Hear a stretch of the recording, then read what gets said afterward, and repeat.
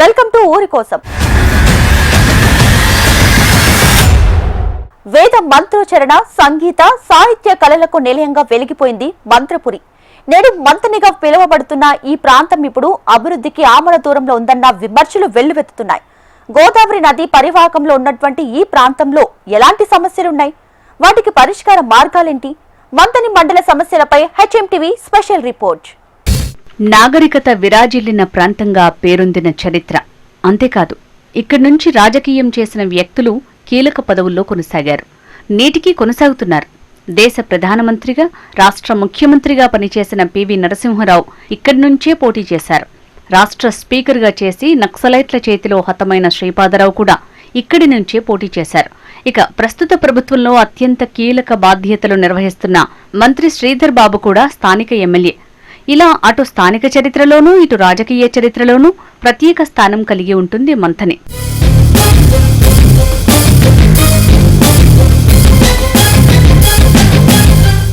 ఇంతటి ఘనమైన చరిత్ర ఉన్న ఈ ప్రాంతం అనుకున్న స్థాయిలో అభివృద్ధి చెందటం లేదంటున్నారు స్థానికులు.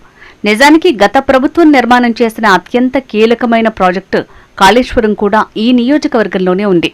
కానీ అంతటి ప్రాజెక్టు ఇక్కడి వారికి ఉపయోగపడకపోగా బ్యాక్ వాటర్తో ముంచేస్తున్నాయి. 3 ఏళ్ల క్రితం వర్షాకాలం గోదావరి ఉప్పొంగి బ్యాక్ వాటర్ మంథని పట్టణాన్ని, మండలంలోని వేల ఎకరాల పంట పొలాల్ని ముంచేశాయి. ఇక స్థానికంగా ఉన్న బొక్కలవాగు మంథని పట్టణాన్ని ముంచెత్తింది. ఈ ఇబ్బంది మళ్లీ రాకుండా ఉండాలంటే కరకట్ట నిర్మాణం చేయాలని డిమాండ్ చేస్తున్నారు మంథని మండల వాసులు. కాళేశ్వరం ప్రాజెక్టు నిర్మాణ సమయంలోనే ఈ కరకట్ట ప్రసక్తి ఉన్నప్పటికీ ప్రభుత్వం పట్టించుకోకపోవడం వల్ల నట్టేట మునిగామంటూ వాపోతున్నారు స్థానికులు. నమస్తే, నేను గోపాలకృష్ణ. ఊరి కోసం కార్యక్రమానికి స్వాగతం. స్థానిక సంస్థల ఎన్నికల నేపథ్యంలో మండల స్థాయిలో ఉన్నటువంటి సమస్యల్ని ప్రభుత్వం దృష్టికి తీసుకొచ్చేందుకు, జనంలో ఒకసారి చర్చకు పెట్టేందుకు ఇప్పుడు హెచ్ఎంటీవీ ఈ కార్యక్రమాన్ని తీసుకుంది. ఈరోజు మనం మంతని మండల కేంద్రంలో ఉన్నాం. మంతని మండలంలో ఎలాంటి సమస్యలు ఉన్నాయి, మంతని మున్సిపల్గా మారిన తర్వాత అభివృద్ధి చెందిందా, ఇంకా అభివృద్ధి చెందాల్సినటువంటి అవసరం ఉందా? సో నాతో పాటు వివిధ పార్టీలకు సంబంధించినటువంటి నాయకులు, విద్యార్థి సంఘాలు, యువజన నాయకులు, స్థానిక ప్రజలు ఉన్నారు. వాళ్ళతో మాట్లాడించేటువంటి ప్రయత్నం చేస్తాను. మొదట మీరు చెప్పండి, ఎలాంటి సమస్యలు ఇక్కడ కనబడుతూ ఉన్నాయి? మండల లెవెల్లో ఏం చేస్తే బాగుంటుంది అనుకుంటున్నారు? మంతని నియోజకవర్గ కేంద్రంలో 1971 నుంచి 73 వరకు ఆనాటి పివి నరసింహరావు గారు ఈ నియోజకవర్గం నుంచి ముఖ్యమంత్రిగా ప్రాతినిధ్యం వహించారు. 3 సార్ల ఎమ్మెల్యే గెలిచి ఉమ్మడి ఆంధ్రప్రదేశ్ శాసనసభ స్పీకర్గా వ్యవహరించినటువంటి వ్యక్తి ఉన్నారు. ఈ ప్రాంతాన్ని అభివృద్ధి చేయడంలో వీళ్ళు కంప్లీట్గా విస్మరించారు. ఈ ప్రాంతాన్ని ముఖ్యంగా గత ప్రభుత్వంలో మా మంతని ప్రాంతానికి సంబంధించి గోదావరి ఫ్లడ్ వచ్చేసి కంప్లీట్గా మంతని మునిగిపోయింది. అప్పుడు పంటలు మునిగిపోయినాయి. అప్పుడు రైతులకు ఏ ఒక్క రూపాయి కూడా నష్టపరిహారం ఇచ్చినటువంటి దాఖలాలు లేవు. గత ప్రభుత్వం ఇవ్వలేదు. మొన్న కూడా పంటలు నష్టపోతే ఈ ప్రభుత్వం కూడా, కాంగ్రెస్ ప్రభుత్వం కూడా ఒక్క రూపాయి ఇచ్చినటువంటి దాఖలాలు లేవు. పూర్తిగా శాశ్వతంగా పరిష్కారం చేసే దిశగా ఏ ప్రభుత్వాలు కూడా చేయట్లేదు. పేరు గొప్ప ఊరు దిబ్బ అన్న చందంగా మా యొక్క మంతని నియోజకవర్గ కేంద్రం ఉన్నది.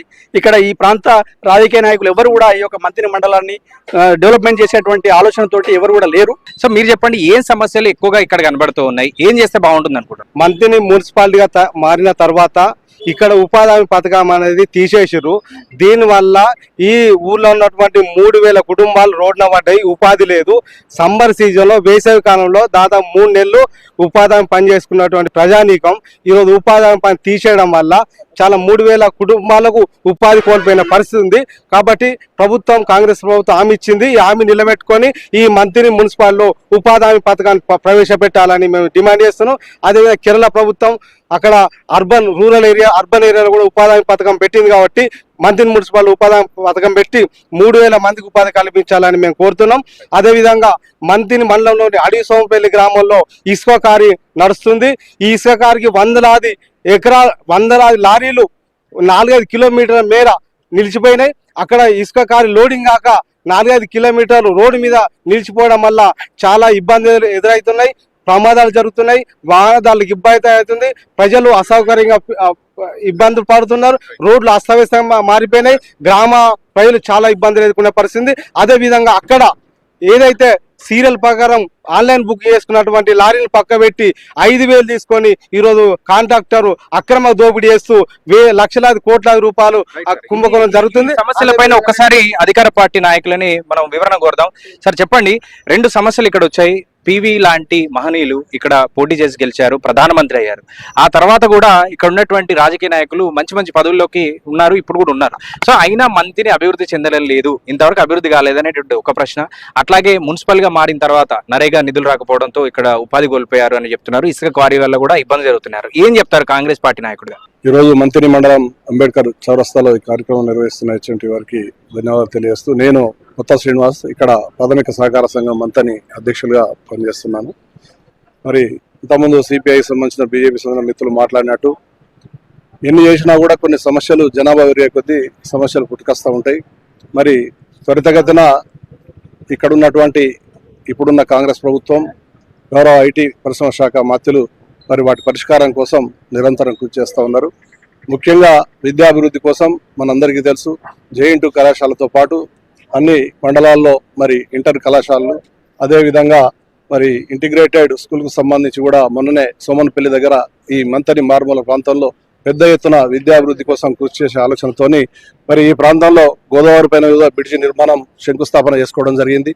అదేవిధంగా మంతని బైపాస్ సంబంధించి మున్సిపల్ గత ప్రభుత్వంలో మరి మిత్రులు గణేష్ గారు చెప్పినట్టు గత ప్రభుత్వంలో గ్రామ పంచాయతీగా ఉన్నటువంటి ఈ మంతన్ని వాళ్ళు మున్సిపాలిటీగా మార్చడం జరిగింది గత బీఆర్ఎస్ ప్రభుత్వం. కానీ అప్పటి వరకు 3 సార్లు ఎమ్మెల్యేగా మంత్రిగా పనిచేసిన శ్రీధర్ బాబు గారు ఈ ప్రాంతం మరి వ్యవసాయ కూలీలకు కేంద్రంగా ఉన్నటువంటి ప్రాంతం, దీన్ని మున్సిపల్ చేయకుండా మరి గ్రామ పంచాయతీగానే ఉంచి ఇక్కడ ఉన్నటువంటి అట్టడుగు వర్గాలకు చెందినటువంటి ఎస్సీ ఎస్టీ బీసీలకు మరి ఉపాధి హామీ కల్పించే విధంగా వారు కృషి చేశారు. కానీ గత బీఆర్ఎస్ ప్రభుత్వం మంతని మున్సిపాలిటీగా చేయడం జరిగింది. దానివల్ల మరి ఈ ప్రాంతంలో ఉన్నటువంటి అట్టడుగు వర్గాలు కొంత ఉపాధి హామీ పనుల ద్వారా ఉపాధి పొందేవాళ్ళు, అది నష్టం జరుగుతుంది. దానికి ప్రత్యామ్నాయంగా మా ప్రీతమ నాయకులు శ్రీధర్ బాబు గారు మెప్మా ద్వారా మరి ఒక చిన్న చిన్న పరిశ్రమలు తీసుకొచ్చి వారిని భాగస్వాములను చేసి పరిశ్రమల స్థాపన కోసం కృషి చేస్తూ ఉన్నారు. అంతేకాకుండా మరి శ్రీపాద కుట్ర శిక్షణ కేంద్రాలు ప్రారంభించడం జరిగింది, శ్రీపాద క్యాంటీన్స్ కూడా ప్రారంభించడం జరిగింది, ఇందిరా మహిళా క్యాంటీన్లు కూడా ఇవ్వడం జరుగుతుంది. అంటే పరోక్షంగా ఏ రకంగా మహిళలను అభివృద్ధి పదంలో మరి ఈ ప్రాంతంలో ఉపాధి హామీ లేని అటువంటి మున్సిపాలిటీలో ఏ విధంగా తీసుకుపోవాలనే కార్యక్రమాలను మెప్మా ద్వారా ముందు తీసుకుపోయే కార్యక్రమాలు చేపడతా ఉన్నారు. విద్య ఉపాధి హాస్పిటల్కు సంబంధించి మిత్రులు చెప్పినట్టు ఈ మధ్య కాలంలో అక్కడ చిన్న హాస్పిటల్లో ఇబ్బంది అవుతుందని చెప్పి 100 పడకల ఆసుపత్రి ఇక్కడనే మన ఆర్డీఓ ఆఫీస్ ముందు 100 పడకల ఆసుపత్రి కూడా శంకుస్థాపన చేయడం జరిగింది. అక్కడ ఆ హాస్పిటల్ నిర్మాణం పూర్తయితే ఇక్కడ ఎటువంటి సమస్య లేకుండా ఉంటది. ఇక ఒక్కసారి మిగతా సమస్యలు కూడా వినొద్దాం సార్. విద్యా వైద్యానికి సంబంధించి మీరు కంక్లూజన్ ఇద్దరు, కానీ మీరు చెప్పండి, యువజనకు సంబంధించినటువంటి నాయకులుగా ఉన్నారు, విద్యార్థులకు సంబంధించినటువంటి అంశాలు, విద్యా వైద్యానికి సంబంధించి ఏమైనా ఇబ్బందులు ఉన్నాయి, ఉపాధికి సంబంధించినటువంటి అంశాలు ఏమైనా ఇంకా ఉన్నాయి? ఎన్నో ఏళ్ల రాజకీయ చరిత్ర ఉన్నటువంటి మంతని ఈనాటికి కూడా అభివృద్ధి చెందకపోవడం అనేది చాలా బాధాకరమైనటువంటి విషయం. విద్యా వైద్యానికి చూసుకున్నట్టయితే ఈ రోజున ఏదైతే మంతనిలో వైద్యానికి సంబంధించినటువంటి వ్యవస్థలో శంకుస్థాపనలు మాత్రమే జరుగుతూ ఉన్నాయి. యువజన రంగానికి సంబంధించి, విద్యార్థులకు సంబంధించి అనేక రకాలైనటువంటి సమస్యలు అనేటివి మంతనిలో కొనసాగుతూ ఉన్నాయి, కనబడతా ఉన్నాయి. ఈ రోజున సోమన్పల్లి ప్రాంతంలో కోకోకోలా కంపెనీ ఏర్పాటు చేస్తా అని చెప్పి కేవలం శంకుస్థాపనకు మాత్రమే పరిమితమైంది. మంతని ప్రాంత ప్రజలను కుటీర పరిశ్రమల్లోకి వాళ్లకు కల్పించేటువంటి ఉపాధికి భాగంగా చూడడం కాకుండా మంతని ప్రాంతంలో నిరుద్యోగులకు సంబంధించి, విద్యార్థులకు సంబంధించి, వైద్యానికి సంబంధించి పెద్ద పెద్ద ఏదైనా పారిశ్రామిక కంపెనీలను ఏర్పాటు చేస్తే మంతని ప్రాంతంలో నిరుద్యోగ సమస్య అనేది మొదటగా తీరిపోతుంది. కాబట్టి ఈ దిశగా నాయకులు ఆలోచన చేసి నిరుద్యోగాన్ని దూరం చేయాలని కోరుకోవడం జరుగుతూ ఉన్నది. సార్ మీరు చెప్పండి, విద్యార్థులకి ఎలాంటి సమస్యలు కనబడుతున్నాయి, విద్య పరంగా ఇంకా అభివృద్ధి చేయాల్సినటువంటి అవకాశం ఏమైనా ఉంటుందా? ఇక్కడ ఏదైతే మంత్రి మండల కేంద్రంలో విద్యారంగం కుంటుపడిందని చాలా స్పష్టంగా కనబడతా ఉన్నది. ఏదైతే ఇక్కడ ఉన్నటువంటి డిగ్రీ కాలేజీని తీసుకుపోయి గతంలో దూర ప్రాంతాలకు తీసుకుపోవడం జరిగింది. దాని వలన ఏదైతే ఇక్కడ డిగ్రీ కళాశాల డిగ్రీ చదివేటువంటి విద్యార్థులు చాలా చదువుకు దూరమయ్యేటువంటి పరిస్థితి ఈ ప్రాంతంలో నెలకొన్నది. అలాగే ఇక్కడ ఉన్నటువంటి హాస్టళ్ళు కానీ హాస్టళ్ళు ఏవైతే ఉన్నాయో అన్నీ కూడా అద్దె భవనాలలో కొనసాగుతున్నాయి. ఆ అద్దె భవనాలలో ఇరుకు గదులలో విద్యార్థులు చదువుకు దూరమయ్యే పరిస్థితి ఉన్నది. వీటికి ఏదైతే శాశ్వతంగా గతంలో ప్రారంభించినటువంటి హాస్టళ్లకు వెంటనే ఇక్కడ ఏదైతే పక్కా భవనాలు నిర్మించినట్లయితే ఈ ప్రాంతంలో ఉన్నటువంటి విద్యార్థులు చదువుకొని పైకి వెళ్ళే అవకాశం ఉన్నది. అలాగే ఇక్కడ ఉన్నటువంటి చిన్నగా ఏదైతే ఇక్కడ ఒక హాస్టల్ను మూసివేసే దిశగా సంబంధిత అధికారులు చూస్తూ ఉన్నారు. దాని మీద కూడా సంబంధిత అధికారులు పై అధికారులు వెంటనే చొరవ తీసుకొని ఆ హాస్టల్ను మూసివేయకుండా చూడాలని కూడా మేము కోరుకుంటా ఉన్నాం. ఇంకేమైనా సమస్యలు ఉన్నాయా? విద్యార్థులకు సంబంధించినటువంటి అంశాలు, వైద్యానికి సంబంధించిన అంశాలు. ముఖ్యంగా హెచ్ఎంటీ వారికి ప్రత్యేక ధన్యవాదాలు. ఇలాంటి చక్కటి కార్యక్రమాలు చేయడం చాలా సంతోషం. ఎందుకంటే నేరుగా మాలాంటి వాళ్ళు ప్రభుత్వానికి కలవాడు చాలా కష్టం కాబట్టి మీ ద్వారా ప్రభుత్వాలు మా బాధలు వింటాయని చెప్పి మేము అనుకుంటున్నాం. మంత్రిని మండలానికి వచ్చినట్లయితే మరి నిజంగా మా అదృష్టం ఐటీ మినిస్టర్ శ్రీధర్ బాబు గారు ఉండడం. ఆయన ఒక విద్యావేత్త స్వయాన కూడా. మరి మంత్రి లోపల చాలామంది పేదరికం ప్రాంతం, ఇది వ్యవసాయ ప్రాంతం కాబట్టి మరి ఈ ప్రాంతంలో కూడా ఒకటి పీజీ కాలేజీ అనేది చాలా కళ. ఎప్పుడో డిగ్రీ కాలేజీ ఉన్నది, ఒకటి పీజీ కాలేజీ కావాల్సిందిగా నేను కోరుతా ఉన్నాను. అంతేకాకుండా వైద్యపరంగా వచ్చినట్లయితే 100 పడకల ఆసుపత్రి మొన్ననే మినిస్టర్ గారు కూడా ప్రారంభించడం జరిగింది. దాంతోపాటు ఈ ఎటు చూసినా కూడా ఈ రాష్ట్రంలో పట్టనే ఈ మంత్రి ప్రాంతం చాలా విస్తీర్ణ గల ప్రాంతం, ఎమ్మెల్యే పరంగా కాన్స్టిట్యున్సీ పరంగా చూసినట్లయితే. కాబట్టి ఏంటంటే ఒకటి మెడికల్ కాలేజ్ పెడితే బాగుంటుంది. అంతేకాకుండా బీఎడ్ కాలేజ్ ఉండే, బీఎడ్ కాలేజీ గతం లోపల ఎవరో కంప్లైంట్ చేస్తే ఇట్లా అది వేరే ప్రాంతానికి వెళ్ళింది. దయచేసి బీఎడ్ కాలేజ్ ఇట్లా ఉంటే ఇట్లా కూడా మరి చాలా మెరుగ్గా ఉంటుంది మనం తెలియజేసుకుంటూ. మరి ఇంకొక చివరి విషయం ఏంటంటే ఇక్కడ మేము ఎన్నో పోరాటాలు కూడా చేసినాం జిల్లా కావాలని. ఈ ప్రాంతానికి ఒక విశిష్టత ఉందని కాళేశ్వరం ప్రాజెక్టు, శ్రీపాద ఎల్లం ప్రాజెక్టు, పెళ్లి ప్రాజెక్టు, అంతేకాకుండా పివి నరసింహారావు వంటి పెద్దలు ప్రధానమంత్రి అయ్యారు. కాబట్టి దయచేసి సీఎం గారి దృష్టికి దయచేసి హెచ్ఎంటీ వాళ్ళు తీసుకుపోవాలని చెప్పి నా విజ్ఞప్తి ఏంటంటే దీన్ని శ్రీపాద జిల్లాగా పెట్టాలని చెప్పి నా తరఫున విజ్ఞప్తి చేసుకుంటాను. అధికార పార్టీ నుంచి చెప్పగలుగుతారా? ఇప్పుడు చాలా సమస్యలు చెప్పారు. ఒకటి కోకోకోలా ఫ్యాక్టరీ కనుక శంకుస్థాపన అయింది, ఇంకా ఫార్వర్డ్ కాలేదు అని. అట్లాగే అద్దె భవనాల్లో ఉంటున్నారు, విద్యార్థులు ఇబ్బందులు పడుతున్నారు, హాస్టల్స్ అవన్నీ కూడా అని చెప్పి అనేక మంది మిత్రులు చెప్పినట్టు ఈ ప్రాంతం రైతులు మరి వరదల ద్వారా మునిపోయినప్పుడు నష్టపరిహారం రాలని చెప్పడం జరిగింది. గతంలో 10 సంవత్సరాలు పరిపాలించినటువంటి ప్రభుత్వం ఏ ఒక్క రోజు కూడా 3 సార్లు వరద ముప్పు గురైనా కూడా రూపాయి నష్టపరిహారం చెల్లించలేదు. కానీ కాంగ్రెస్ ఇప్పుడు ఉన్నటువంటి ప్రజాప్రభుత్వం, మా ప్రియతమ నాయకులు శ్రీధర్ బాబు గారు వెంటనే అధికారులకు ఆదేశాలు ఇచ్చి మరి గోదావరి ముప్పు ప్రాంతాల్లో జరిగినటువంటి పంట నష్టాన్ని అంచనా వేసి పంపించాలని చెప్పి మరి అధికారులను గౌరవ జిల్లా కలెక్టర్ గారిని ఆదేశించడం జరిగింది. ఆ పరిహారం కూడా త్వరలో మరి వారి యొక్క నివేదిక అందగానే దాని చర్యలు ప్రభుత్వం తీసుకుంటుంది. అదేవిధంగా విద్యా సంస్థలకు సంబంధించి కోకోకోలా కంపెనీకి సంబంధించి మరి ఈ ప్రాంతానికి తీసుకొచ్చినటువంటి విషయం ప్రజలందరికీ తెలుసు, మిత్రులందరికీ తెలుసు. కానీ ఆ కంపెనీ స్థాపన కోసం, ఫీజిబిలిటీ కోసం ఆ కంపెనీ వారు మరి చర్యలు తీసుకుంటా ఉన్నారు. ఆ ఫీజిబిలిటీ ఏ ప్రాంతంలో వస్తే చేయొచ్చండి కోకోకోలా, ఎందుకంటే ఈ మంత్రి నియోజకవర్గానికి మారుమూల ప్రాంతానికి అది వస్తే కనుక ఉపాధికి చాలా మందికి ఉపయోగపడుతుంది. ఎప్పటిలోగా అది సాధ్యమయ్యే అవకాశం ఉంటుంది.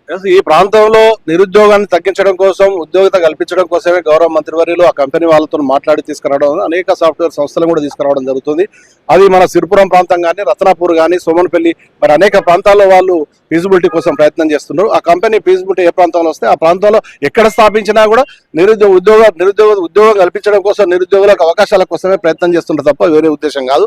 ఇంకొకటి హాస్పిటల్ సంబంధించి 100 పడకల హాస్పిటల్ నిర్మాణం జరుగుతుంది.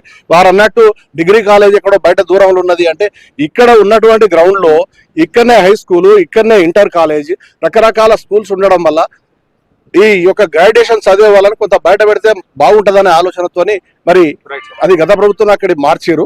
దానివల్ల ఎటువంటి ఇబ్బంది లేదు. కిలోమీటర్ డిస్టెన్స్ ఉన్నదానికి ఇబ్బంది లేదు. ఇంకా మిగతా మౌలిక సదుపాయాల విషయంలో మరి బొక్కల బ్రిడ్జ్ మీద కానీ, గోదావరి మీద కానీ, ఇక్కడ గ్రీన్ఫీల్డ్ హైవే కానీ, శివారం దగ్గర బ్రిడ్జ్ కానీ, మంతరి బైపాస్ 150-60 కోట్లతో అది కూడా చేపడతా ఉన్నారు టౌన్ విస్తరణ కోసం. అదే విధంగా ఉపాధి కల్పించడం కోసం మెప్ప ద్వారా అనేక కార్యక్రమాలు కూడా ఇందిరాక్రాంతి పథకం ఆధ్వర్యంలో త్వరలో రాబోతా ఉంది. అదే విధంగా ఉపాధి కల్పన కోసం ఒకసారి అన్ని సబ్జెక్ట్ వైజ్ క్లారిటీ ఇవ్వండి. సో మీరు చెప్పండి రైతులకు సంబంధించినటువంటి సమస్యలు ఏమున్నాయి, రైతుగా ఏం చెప్తారు? రైతులకు 1,00,000 సమస్యలు ఉన్నాయి. గత ప్రభుత్వంలో ఈ ప్రాజెక్టులు కట్టడం మూలంగా మేము ఈ గోదావరి ప్రాంతంలో, గోదావరి ముంపు ప్రాంతంలో ఉన్నటువంటి రైతులు మేము మొత్తం వేలాది ఎకరాలు పంట నష్టాలు జరగడం, ఎంతో నష్టాలకు ఓర్చి మేము తీసుకొచ్చి ఏదైతే మార్కెట్లో వచ్చినాక కూడా పోయిన ప్రభుత్వంలో మాకు క్వింటల్కి ఒక 10 కిలోల కటింగ్ పెట్టి పూర్తి స్థాయిలో దోచుకోవడం జరిగింది. దాన్ని ఎవరు కూడా కంట్రోల్ చేయలేకపోయినా, మేము రోడ్లు ఎక్కినా ఏది చేసినా చేయలేదు, వాళ్ళు ఏం కంట్రోల్ చేయలేదు. కాంగ్రెస్ ప్రభుత్వం వచ్చినప్పటి నుండి మాకు బోనస్ కూడా ఇస్తుంది. ఈ కటింగ్ అనేది పూర్తిగా నిర్మూలించడం జరిగింది. శ్రీధర్ బాబు గారు ఇప్పుడు రైతుల విషయంలో చాలా బాగానే చేస్తున్నారు మా ప్రీతం నాయకులు. కాకపోతే ఏంటంటే మేము మంత్రి గారికి మీ దృష్టిగా ప్రభుత్వానికి కూడా మేము విన్నవించేది ఏంటంటే, ఈ పోతారము ఇప్పట్లో ఇవన్నీ కూడా ముంపు ప్రాంతంలో ఉన్నాం కాబట్టి కొంతమందికి ప్రాజెక్టు కట్టినాక ఈ ఆరేంద్ర ఖానాపురం ల్యాండ్ తీసుకొని కూడా ఇప్పటికి కూడా డబ్బులు ఇవ్వలేదు. అవన్నీ నష్టపడే భూములకి డబ్బులు ఇవ్వలేదు.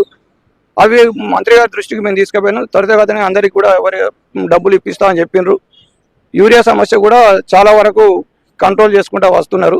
ఒక్కొక్కప్పుడు వస్తూనే ఉంటుంది అటువంటి సమస్యలు. ఇంతకుముందు కూడా గతంలో కూడా వచ్చి ఉన్నాయి. ఎక్కడదండి అది? సిరిపురంలో మునిగిపోయిందా? ఎక్కడ మునిగిపోయింది? సిరిపురం నుంచి ఇక్కడ వరకు మాకు కరకట్ట కట్టాలని మీ ద్వారా మేము ప్రభుత్వానికి విజ్ఞప్తి చేస్తున్నాం. మా పంట పొలాలు కానీ ఎన్ని ఎకరాలు మునిగిపోతున్నాయి? కొన్ని వేలాది ఎకరాలు అక్కడి నుంచి ఇక్కడికి మునిగిపోతున్నాయి. సిరిపురం కానీ మొదలు పెడితే కానాపురం, కాన్సాయిపేట, అన్నారం వరకు కొన్ని వేల ఎకరాల భూమి గంగ వచ్చినప్పుడల్లా మునిగి మేము తీవ్రంగా నష్టపోతున్నాం. గత ప్రభుత్వంలో అయితే మాకు ₹1 కూడా నష్టం జరిగినప్పుడు ఇవ్వలేదు. కాంగ్రెస్ గవర్నమెంట్ పోయినసారి ఒక ఎకరానికి 10,000 నష్టం ఎంత వరకు జరిగితే అంతవరకు ఇచ్చిండ్రు. ఇప్పుడు కూడా మొన్న ముంచిదానికి కూడా మేము మొన్న మంత్రి గారి దృష్టికి తీసుకుపోయినాం. ఇస్తామని ఇచ్చే ఏర్పాటు చేసిండ్రు. ఇప్పుడు మాకు రెండవ పంట కూడా ఇంకా బోనస్ ఇప్పటి వరకు ఇవ్వలేదు. మంత్రి గారి దృష్టికి తీసుకుపోయినాం, ఇస్తామని చెప్పిండ్రు. అది కూడా మీ హెచ్ఎంటీ ద్వారా మాకు తొందరగా ఇచ్చే ఏర్పాటు చేయాలని మేము ప్రభుత్వానికి. రైతులకు ప్రధానమైన సమస్య అని చెప్పుకోవచ్చు. మంతనిలో ఎప్పుడు ఈ సమస్య వచ్చినా కూడా వర్షాకాలం వస్తుందంటే రైతులు భయపడాల్సిన పరిస్థితి ఉంది. ఆ కరకట్ట నిర్మాణం చేపట్టగలిగే అవకాశం ఉందా? కాళేశ్వరం ప్రాజెక్టు నిర్మాణం చేపట్టినప్పుడే ఈ కరకట్టల కోసం ఆల్రెడీ ఎస్టిమేషన్ చేసి ఉన్నారు. ఎందుకో ఈ దాదాపు 80 లక్షల కోట్ల రూపాయలను ప్రభుత్వము నిర్మాణము దశలో కేటాయించినా కానీ ఈ కరకట్టలు ఎందుకు నిర్మాణం చేయాలో ఇప్పటికి కూడా రైతులకు అర్థం కావడం లేదు. ఈ కరకట్ట నిర్మాణం చేయకపోతే దాదాపుగా 100 ఎకరాలు మునిగిపోతూ ఉంటుంది. ఖచ్చితంగా ఈ కరకట్ట నిర్మాణం ఎందుకు చేయలేదో దీని గత ప్రభుత్వం చెప్పాలి. ఇప్పుడు మీరు చేయగలుగుతారా? మీరు కాంగ్రెస్ పార్టీ నాయకులే కదా, ఇప్పుడు మీరు చేయగలుగుతారా? మీ ప్రభుత్వం ఉంది, ఏం చెప్తారు? తప్పకుండా అది ఏదైతే ఇక్కడ ఉన్నటువంటి రైతులు ఈ పంట నష్టం జరుగుతుందో ఈ కరకట్ట నిర్మాణం తప్పకుండా చేస్తాడు అని చెప్పి మాకు ఆ నమ్మకం ఉంది. మా మంత్రి గారు వారి దృష్టికి ఈ సమస్య వారు కూడా స్వయంగా చూసిండ్రు.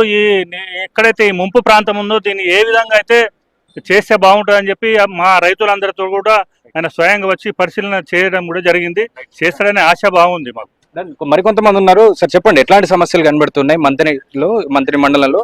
3 ప్రాజెక్టులు ప్రధానంగా ఒకే కాన్స్టిట్యున్సీలు ఉన్నాయి. ఎందుకంటే తెలంగాణకు ఏంటంటే బంగారు తెలంగాణ అనే దానికి నిదర్శనం మంత్రి నుంచి ఏదైనా గొప్పగా పోవాలి. ఎందుకంటే అప్పుడు పివి నరసింహారావు గారు వైద్య ఆరోగ్య శాఖ మంత్రి ఉన్నప్పుడు ఒక విధంగా చూపుకుంటే లోతట్టు ప్రాంతాలకు మామూలుగా కరకట్టలు నిర్మాణం చేపట్టింది. అయితే ప్రధాన సమస్య ఏంటంటే మంత్రిని లోతట్టు ప్రాంతాలల్లో, ఎందుకంటే ఎప్పుడు ఆగస్టు నెల చివరి వారం వస్తుంది అనుకో అప్పుడు మైకులు అనౌన్స్ చేసుడు, ప్రజలంతా తట్టబుట్ట సర్ది మూట మీద పెట్టుకోడు పోయినసారి. ఎందుకంటే ఇప్పుడు మనం ఉన్న ప్రాంతాలలోనే జూలై 14వ తేదీన ఇదే ప్రాంతంలో ఈ టైంకు ఇక్కడ వరద ఉన్నది. ఎందుకంటే ప్రతిసారి ఎందుకంటే చాలా ప్రాంతాలకు ముంపు వస్తుంది. కానీ పూర్వ చరిత్రలో గత చరిత్రలు చూసుకుంటే మంత్రికి ఏంటంటే వరద ప్రాంతమే ముప్పు. ఏం చేస్తే బాగుంటుంది అంటారు? మంత్రిని మునగకుండా ఉండాలి. మంత్రిని మునగకుండా ఇతర ప్రాంతాలు కూడా లోతట్టు ప్రాంతాలకు కూడా నష్టం జరగకుండా ఉండాలంటే పట్టణ ప్రాంతాల్లో ఇదివరకు ఒకసారి పివి నరసింహారావు గారు ఏర్పాటు చేసినటువంటి కరకట్ట ఒకటి ఉన్నది. అదే విధంగా కొన్ని ప్రాంతాల్లో కరకట్ట కూడా వేయాలి అని నేను భావిస్తున్నాను. ప్రధానంగా ఇంకొకటి బొక్కల వాగు ముంపు అనేది బాగా వస్తుంది. బొక్కల వాగు ముంపు కూడా దాని చుట్టూ కూడా కరకట్టలు ఏర్పాటు చేస్తే ప్రజలకు కూడా చాలా ఉపయోగకరంగా ఉంటుంది. మంత్రాల ప్రధాన సమస్య ఏంటంటే 8, 9 దాటితే మంత్రి టు గోవర్కని బస్సు లేదు. ఇది ప్రజల నుంచి వచ్చే సమస్య, వ్యక్తిగతంగా ఇది కాదు. ప్రజలు కోరుకున్న సమస్య ఈ యొక్క బస్సు సౌకర్యం కల్పిస్తే ఈ మంతని పట్టణ ప్రజలకు కానీ ఇతర నుంచి వచ్చే ప్రజలకు కూడా ఉపయోగపడతాయని ఇది సీఎం గారు వెంటనే ఈ విషయాన్ని స్పందించి ఆర్టీసీ ఎండీ గారు చెప్పాలని కోరుతూ. మంత్రి గారు ఉన్నారు కదా, సీఎం దాకేందుకు బస్ లేదు? ఈ విషయాన్ని కూడా సీఎం గారు వెంటనే స్పందించి మరి తొందరగా సాంక్షన్ చేస్తే మంచిగా ఉంటాయని. ఎందుకంటే ఇది ఒకటి ప్రజల శ్రేయస్సు గురించి, ఒక నీకో నాకో కాదు. 9 దాటితే బస్సులో బాగా కష్టం అవుతుంది. ఎందుకంటే మనకు అక్కడ రాగుండం ట్రైను సౌకర్యం ఉన్నది కాబట్టి ఇక్కడ పోవడానికి బాగా కష్టం అవుతుంది. 9 to 10 మధ్యలో ఒక బస్సు వేస్తే ఆ బస్సు సౌకర్యం బాగుంటుంది. ఇదే మా విజ్ఞప్తి. మొదటిగా హెచ్ఎంటీవీ వారికి ఇంత పెద్ద కార్యక్రమాన్ని తీసుకున్నందుకు మెయిన్ థ్యాంక్ఫుల్ సార్. ఈ విషయం చెప్పండి, మంత్రి నుంచి బస్సు ఉంటే బాగుంటుంది, జెన్యున్ సమస్య. రామగుండం ఉంటే ట్రైన్ ఫెసిలిటీ ఉంటుంది కాబట్టి రాత్రులు బస్సు కావాలంటున్నారు. వెంటనే మీ మంత్రి గారితో మాట్లాడి ఏమైనా శాంక్షన్ చేసే అవకాశం ఉంటుందా? ప్రజల నుంచి డిమాండ్ సాధ్యమైనంత వరకు ఈ రోజే బస్సు స్టార్ట్ చేయించేటట్టు చేస్తాం సార్. అది పెద్ద సమస్య కాదు, అది తప్పకుండా ఈ 9 గంటలకు ఉండే బస్సును తప్పకుండా చేస్తాం. మొత్తంగా మంత్రిలో కనబడుతున్నటువంటి ప్రధాన సమస్యలు మరికొంతమంది ఉన్నారు. చెప్పండి సార్, ఏంటి సమస్యలు ఏమి ఉన్నాయి, ఏం చేస్తే బాగుంటుంది? పెద్దపల్లి జిల్లా ఏర్పడిన తర్వాత కొన్ని మంత్రిని ప్రభుత్వ కార్యాలయాలు కానీ తర్వాత సంస్థలు కానీ వేరే మండలాలకు తరిపోవడం జరిగింది. దానివల్ల మంత్రిలో వ్యాపార వ్యవస్థ మొత్తం కంగుదిన్నది. వ్యాపార వ్యవస్థ మొత్తం కూడా దెబ్బతిని ప్రజలు వేరే ఊళ్ళకు తరలి వెళ్తున్నారు. ఇక్కడ బిజినెస్లు అందరూ కూడా వేరే ఊళ్ళకు తరలి పోతున్నారు. దాని కారణంగా మన మంత్రి గారు శ్రీ దుద్దిల శ్రీధర్బాబు గారు ఐటీ శాఖ మరియు పరిశ్రమల శాఖ మంత్రి వారిలకు ఒక చిన్న విజ్ఞప్తి ఏంటంటే, ఇక్కడ ఒక 2-3 చిన్న పరిశ్రమలు పెడితే మంత్రిలో మళ్ళీ బిజినెస్ అనేది పురోగతి చెంది మంత్రిని ప్రజానికి అందరికీ కూడా అందుబాటులో ఉంటుందని చెప్పేసి వారిని విజ్ఞప్తి చేస్తున్నాం. కాళేశ్వరం ప్రాజెక్టు వల్ల ఉపయోగం అని నాకు తెలిసి మేము అనుభవపూర్వకంగా చెప్పేది ఏంటంటే, కాళేశ్వరం ప్రాజెక్టు వల్ల ఇక్కడ ఉన్న ప్రజలకు మాత్రం ఎలాంటి ఉపయోగం లేదు. ఎందుకంటే రాత్రికి రాత్రి వరదస్తే బోయినపేట వాళ్ళం మేమందరం కలిసి, అంటే మంత్రి సగం మునిగింది బోయినపేట వాళ్ళందరం కలిసి తట్టబుట్ట నెత్తి పెట్టుకుని మంత్రికి పారిపోయిన రోజులు ఉన్నాయి. అంటే కాళేశ్వరం బ్యారేజ్, అన్నారం బ్యారేజ్ వల్ల మాకు ముప్పు వస్తుంది. అయితే ఇప్పుడు శ్రీధర్బాబు గారు ఏం చేసిందంటే, ముందు విజన్ గా, అంటే వారు చదువుకున్న వ్యక్తి కనుక వాళ్ళు ఏం చేసిందంటే ముందు జాగ్రత్తగా వరద అనేది పోటు రాకుండా ముందే తన గేట్లు తీసేసి ఆ వరద వల్ల ప్రజలకు ఇబ్బంది లేకుండా, ఇప్పుడు కూడా మన వరద వచ్చింది కానీ మారాక రాలేదు. అంటే వారు ఏదో చదువుకున్న వారు కనుక ఏ విజన్ అయినా కూడా ఒక విద్యా వ్యవస్థ మీద చాలా ఉన్నతంగా, ఎందుకంటే ఒక వ్యక్తి బాగుపడాలంటే చదువు వల్ల బాగుపడుతున్న ఉద్దేశంతో వాళ్ళు విద్య మీద ఎక్కువ ఫోకస్ చేయడం జరిగింది. దానివల్ల వారు చదువుకున్న నాలెడ్జ్ వల్ల ఉపయోగం ఉంటుందని చెప్పడం జరిగింది. కాళేశ్వరం వల్ల మాత్రం మాకు ఎలాంటి ఉపయోగం లేదు. సో ఇది మంతని మండలానికి సంబంధించినటువంటి ప్రధాన సమస్యలు. ఊరి కోసం అనే కార్యక్రమంలో మనం మంత్రి మండలానికి సంబంధించి ఇలాంటి సమస్యలు ఎన్నో. ఇక్కడ ప్రధానంగా వినిపిస్తున్నటువంటి సమస్య రైతులు, మంతని పట్టణవాసులు వీళ్ళందరూ కూడా ప్రతి వర్షాకాలంలో ముంపుకు గురవుతున్నాం అనేటువంటి బాధను వెళ్ళబుక్కుతున్నారు. 1000 ఎకరాల్లో పంట ముంపుకు గురవుతుంది. దీంతో కరకట్ట నిర్మాణం చేయాలనేటువంటి ఒక ప్రధానమైన సమస్యని డిమాండ్గా చూపిస్తున్నారు. మరొక సమస్య, ఇక్కడ ఉన్నటువంటి యువతకు ఉపాధి మార్గం. మారుమూల ప్రాంతంగా మంత్రి ఉంటుంది. మంత్రి నియోజకవర్గం అటవీ ప్రాంతం.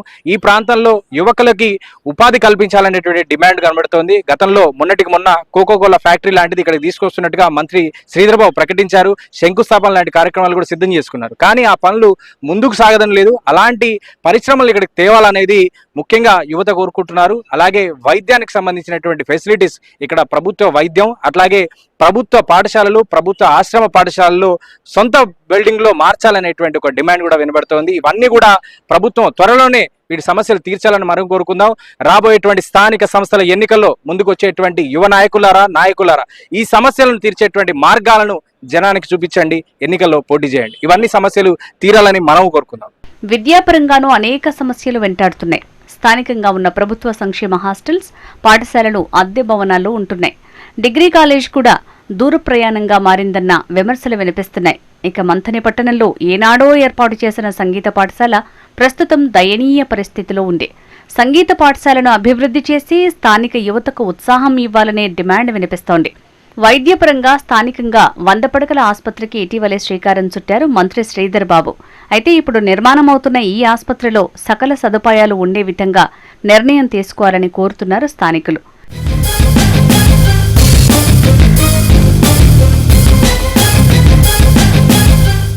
ఇక వీటితో పాటు గ్రామాల్లో అంతర్గత రోడ్ల సమస్య తీవ్రంగా వెంటాడుతోంది. మంతని పట్టణంతో పాటు చుట్టుపక్కల ఉన్న అనేక గ్రామాల్లో రోడ్లు పూర్తిగా గుంతలుగా మారిపోయాయి. సోమన్పల్లి, గోపాలపూర్ ప్రాంతాల్లో ఉన్న ఇసుక క్వారీల వల్ల అనేక ఇబ్బందులు పడుతున్నారు స్థానికులు. వందల సంఖ్యలో లారీలు నిత్యం ప్రమాదకరంగా తిరుగుతుండటం, ఇష్టానుసారం రోడ్లపై పార్కింగ్ చేయటం వంటివి స్థానికుల ప్రాణాల మీదికి తెస్తున్నాయి. రోడ్లు కూడా పాడైపోతున్నాయంటూ స్థానికులు ఆగ్రహం వ్యక్తం చేస్తున్నారు. రాత్రి 9 తర్వాత మంథని డిపో నుంచి బస్సులు సరిగా లేకపోవడం కూడా ప్రయాణికులకు అవస్థగా మారిందని విమర్శలున్నాయి.